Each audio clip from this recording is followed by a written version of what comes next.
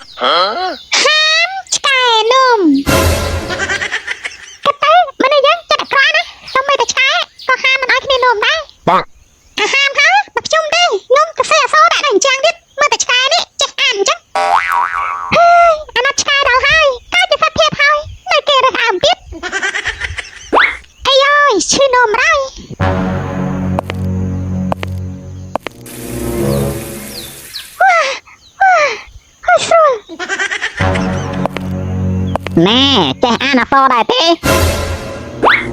ចេះអានខ្លះដែរណាហើយចាអក្សរនេះគេអានថាម៉េច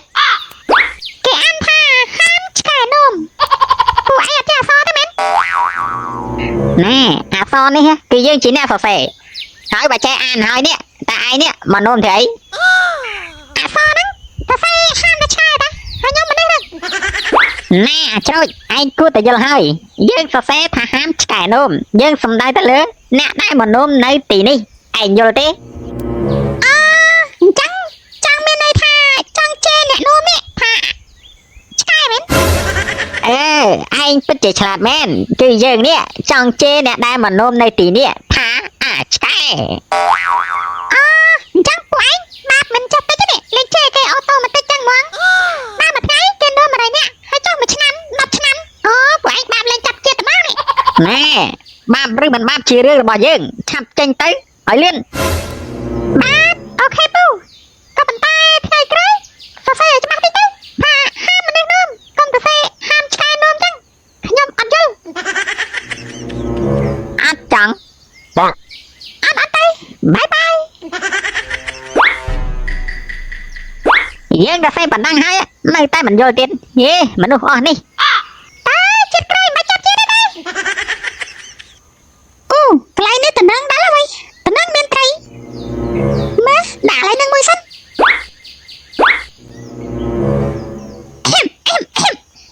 mà ha sang mang bị dùng danh số mình cho cây từng ác nè mà si bằng cây khiêm mình tha cây tới cây thum cây cầm mông cây mềm mai mà si mùi chóp si bị chóp si bảy chóp phăng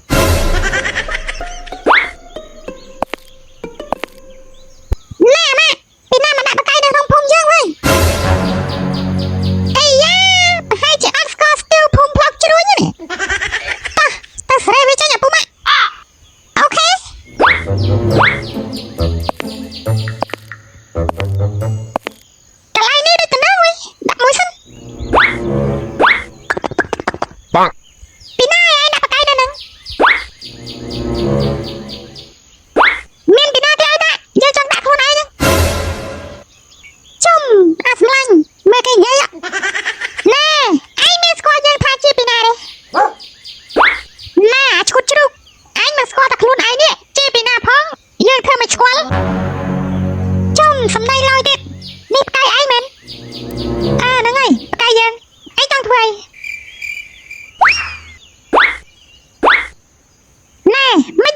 มาเช้าจังฮะ